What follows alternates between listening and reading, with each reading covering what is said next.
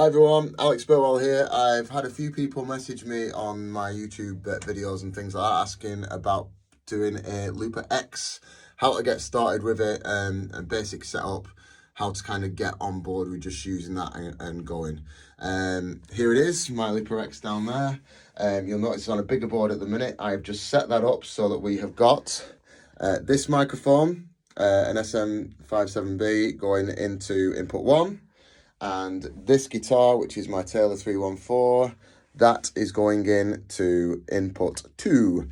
And then everything else is going to be done on the board. We've got an output to my desk over there, and the output will have a little bit of reverb, well, quite a bit of reverb to be fair, coming in the mix.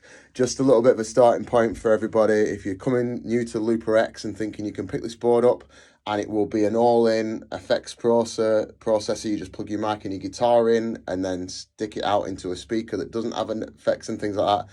You need to have something, I think, certainly for live sound, where you can have a reverb model. You need to have your reverb basically controlled outside of this particular box.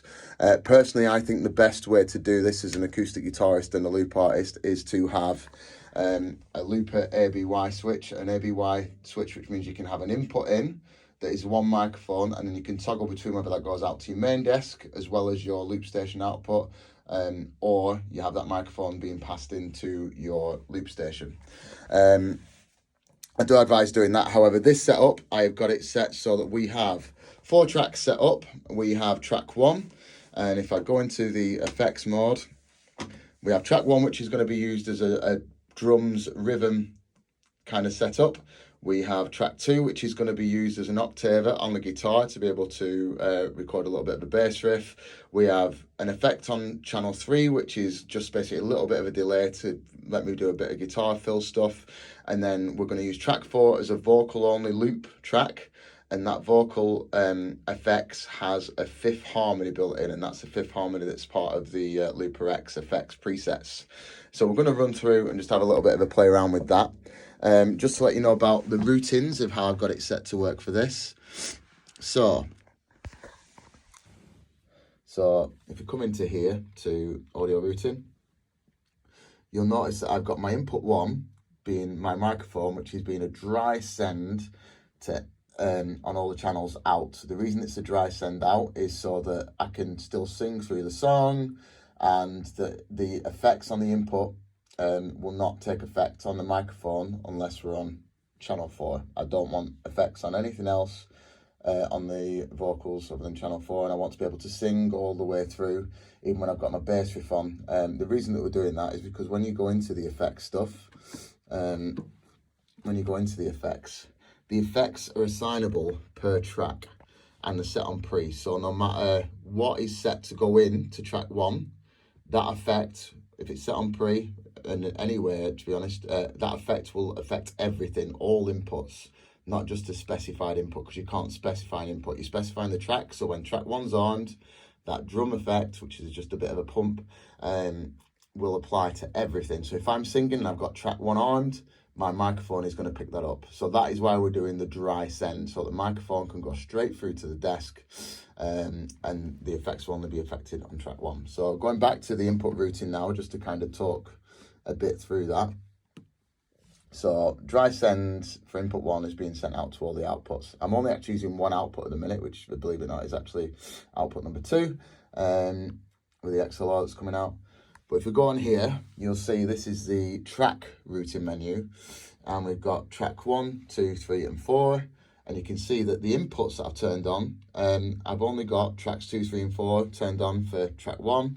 Same for track 2, same for track 3. That means that my guitar, only my input 2, and 3 and 4 if you had 3 and 4 plugged in. But for this instance, only my guitar is going in to be looped on these 3 tracks. And it also means that they're only the things that are going to be affected by the effects that are turned on.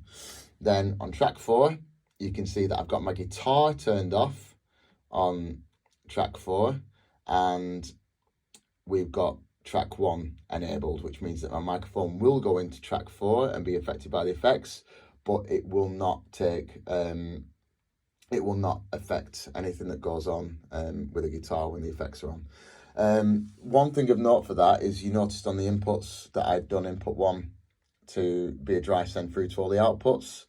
Input 2, you might say that you want to turn that on in this instance, because if I go on to track 4 and if I turn my PA on, and the reason I say that, my microphone's coming through track 4, but I'm playing my guitar now and there's nothing coming through the PA. You can see there's an input volume now on the routing, but nothing coming through to the PA. So the only thing that's going to be audible at that point, whilst I've got track 4 on, is a microphone through there, and any loops that are pre-recorded. My other inputs are going to be disabled by that setting.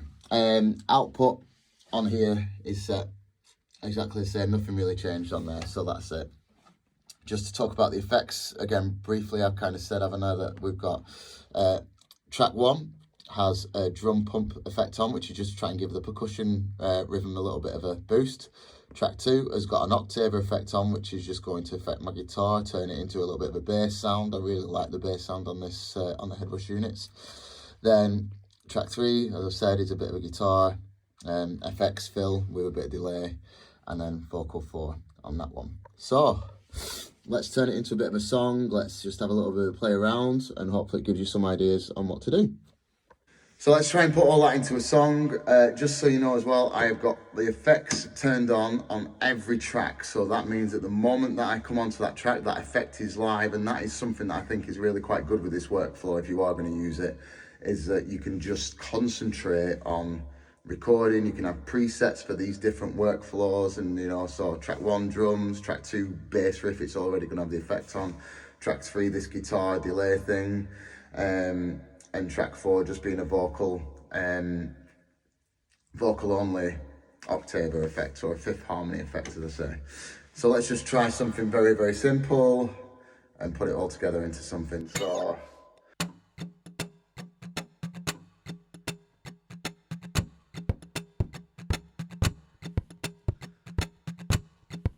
then we're going to be ready to go straight into recording on track 2 with my bass riff enabled. So let's go.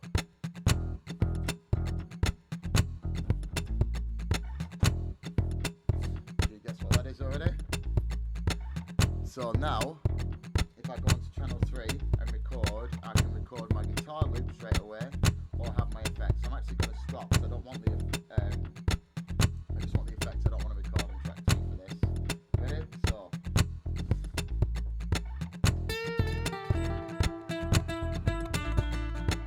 So that's quite cool. You can have a little bit of a delay effect.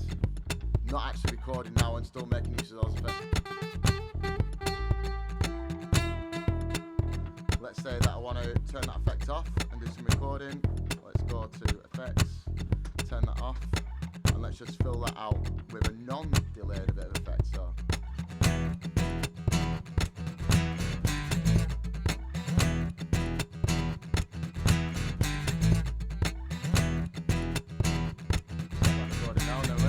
So now I've got tracks 1, 2, 3 all recording.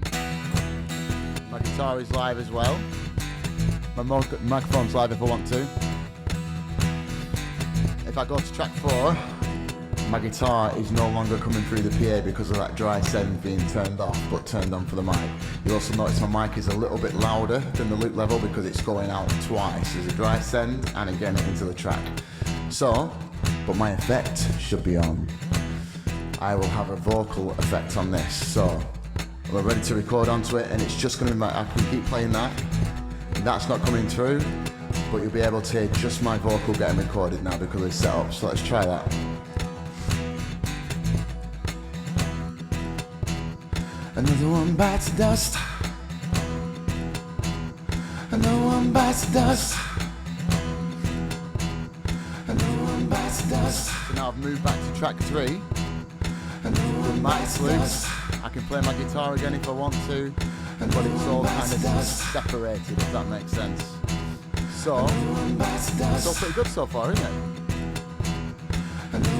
So now, let's just say that I want to kind of pull a few things out. I'm in the vocal loop. I'm in mute play mode. I want to get rid of that guitar, and I'm probably going to want to pull the bass out in a minute. Let me just try and go for a little bit of the song and see what we get to. So, she's walking down the street, machine gun way down low. Ain't no sound but the sound of his feet, machine gun ready to blow. Are you happy? Are you satisfied? How long can you stay in the heat? Out of the doorway, the bullets rip by to the sound of the beat. Hey! Pull them all in. Just using those mute pedals.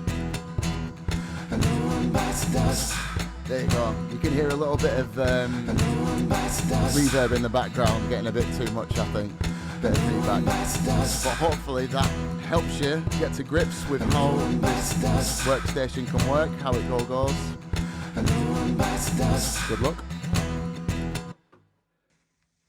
So there you are, just a little bit of a mess around. Hopefully that helps you get started with it. You can kind of see how the workflow can work for you. You can put the effects in, kind of get those sort of things nailed in and done. As I said, the only thing that is happening now is that was a Looper X going out to a desk with a bit of reverb on, and you can kind of see how that all kind of comes into play.